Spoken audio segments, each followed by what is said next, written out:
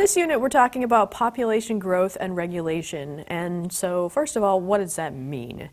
It's the study of organisms of one species that are living together, and we call this a population. So population ecology is primarily concerned with things that limit the size of a population, the birth rate, the death rate, and the growth rate. Biotic factors that limit a population are things that are alive, obviously. The biotic part meaning that we're talking about living things.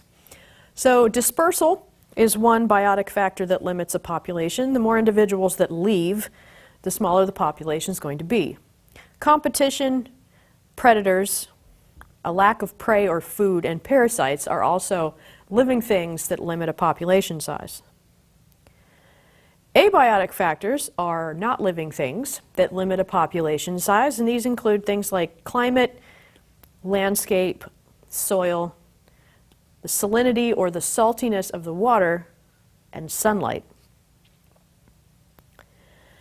Density is another important concept in population ecology, and this is the number of individuals living in one unit area. So for instance, how many penguins are there on a particular square mile of land?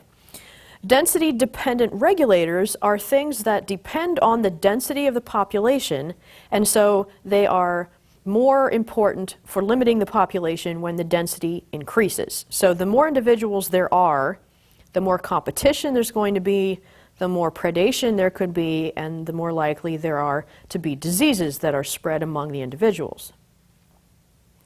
So density-independent regulators are things that do not have anything to do with how many individuals are in a unit of area. So things like climate, disturbance, and pollution are density-independent regulators. So if you need a little more information about the difference between biotic and abiotic or density-dependent and independent regulators, make sure you check the supplementary readings.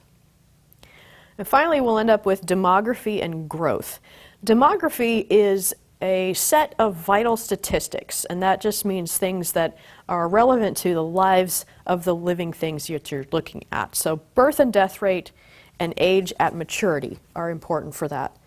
Growth rate is how fast a population gets larger or smaller. So the rate of growth is R, and R equals births minus deaths, which we use the letter M for that because it's mortality. So rate of growth equals births minus deaths. And I have these two pictures here on purpose because orangutans and the Sumatran tigers are examples of animals that have very slow population growth rates. So put all that together and we've got basic principles of population growth and regulation.